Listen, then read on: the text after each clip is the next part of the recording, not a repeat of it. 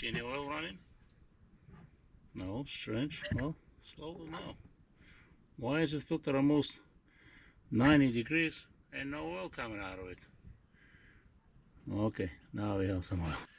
Hello and welcome to my channel. Well, GM or Chevy, GMC, Cadillac and Toyota owners, Toyota Lexus, a quick tip I want to share with you guys. A very well known common problem with this 4-piston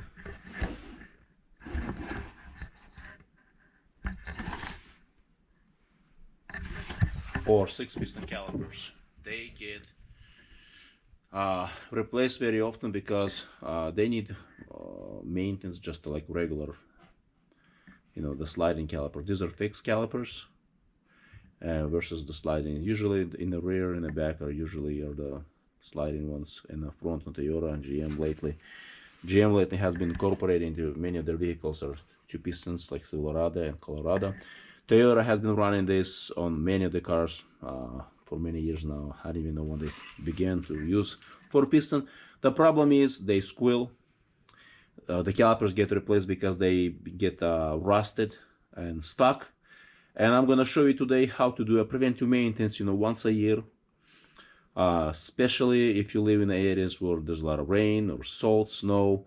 I'm not sure about in the south, but it does not hurt if you live in the south. This is just a preventive maintenance. Do it once a year. What you see right here is it's almost 11 years old in Rust Belt area. Toyota Sequoia, Tundra, same thing. Front end, and as you can see, the rust is barely minimum. The suspension because preventive maintenance. Undercoating once a year, but I don't undercoat the calipers. You don't want to undercoat. But I'm going to show you what you can do to prevent brakes from squealing, prevent brakes from wearing out unevenly, and how to prevent the caliper from rusting out or being seized. So let me show you. So the first step is start removing the springs, whatever. If it's Toyota or GM, whatever it has the hardware, remove that stuff and start removing the springs. As you can see, there's slight rust, but not much. It comes out easily. And why it comes out easily? This is probably 2 years now, and I will show it to you. You know what I mean? It doesn't look bad, but you want to clean it off. Either wipe it off, use a wire brush or whatever, and just clean the surface. Make sure it's clean. Clean it, wipe it, so it's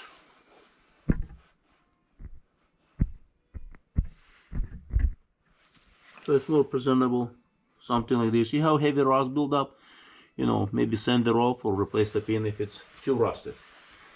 So that's one of the things that I do on all of my vehicles. As you can see, it comes out easily. You know what I mean? I'm not using any screwdrivers or anything to remove this stuff because I do this yearly, and lately this is probably 2 years, maybe more actually, since the last time I did, using the quality brake caliper grease.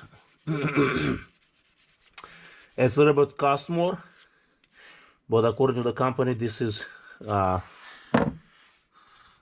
the best stuff you can buy on the market. I don't know how much it's true or not, but well, you'll be the judge. See, the brake pad should come out relatively easily. If it's not moving, or you know what I mean, then you know you have a problem. It's rusted in, and I'm gonna show you where. See, this one is moving. This one is moving too. So that's not a problem.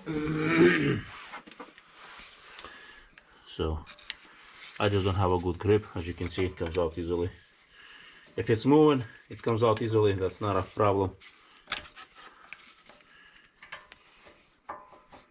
Yep. See, it comes out easy. So as you can see, there is some rust buildup because the pad should be sliding in and out. I end up grinding some of the material off, some of the paint off, because it was not sliding in and out easily. And that's one of the problems that those type of brake pads have, because when they expand, metal expands, they become seized up. And if you on cold install them and it's difficult to install them, then you want to make sure this surface is clean, surface up there is clean, you know what I mean, any rust, remove it. That's one of the steps. So let's remove the other one.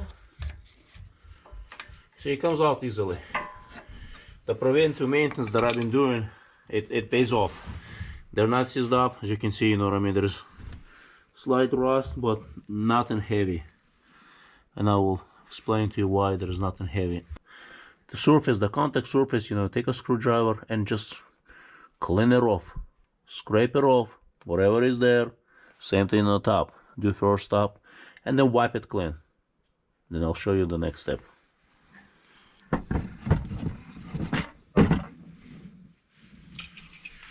what I mean? Something like that. But do the top first, because everything will fall down. And don't touch the rotor, you know, blow some air or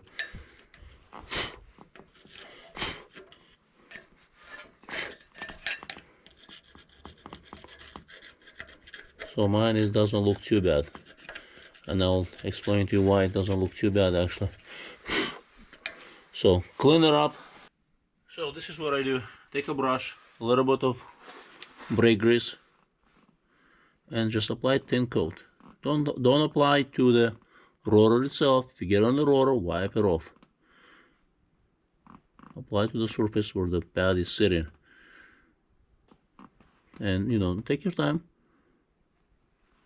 Don't be in a hurry, because if you get on the rotor, wipe it off. You don't need to get too close, because once the pad wears out, you know what I mean, it's the pad is not going to be next to the edge, you know what I mean. It's going to be keep pushing it, so you can, you know, leave a couple millimeters, 1/16 or so off the edge. It doesn't have to be. Same thing do on the other side. And same thing you do on the top. You apply a tiny bit, and do this once a year, and your brakes will work flawlessly. You'll never have to worry about them seizing up.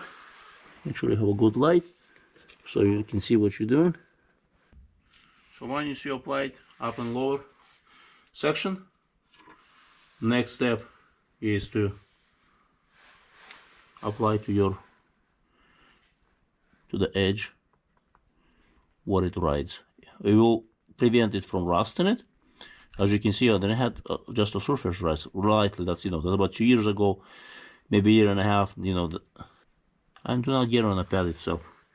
You want to make sure there is nothing on the pad, just a contact surface. Do same thing to the other side, you know, one side, then do same to the other side. As you can see, this side is much better condition, and the reason, because I guess maybe I applied more last time, I don't know, because I tried all kind of grease, you know, OEM, regular grease, nothing seems to be lasting well as this. So this seems to be the ultimate grease, and I'll post a link. That costs more, but seems like, you know, it's worth that extra cost. And now you install the pad. That's it. It slides in easily, and then same thing to the other side. Now we'll install the second pad. As you can see, it slides in very easy. Next step is to take same grease, take a pin, and just, you know, and apply all over it. A light coat, don't need to go heavy, and I'll explain to you why. As you saw, I removed those pins easily, because last time, what, 2 years ago, year and a half ago, when I applied, I did exactly the same thing, and I don't have a problem with brakes. I know the people that don't do this, and they just not aware of. You see how easily it slides? I need to get this one. a little bit out, I pushed in too far.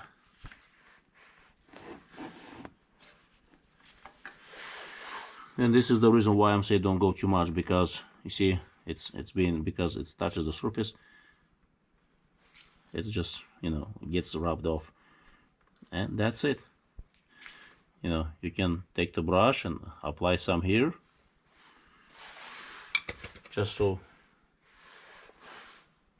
it has a little bit more, it's coated to prevent it from rusting it, since this area gets hit with the moisture.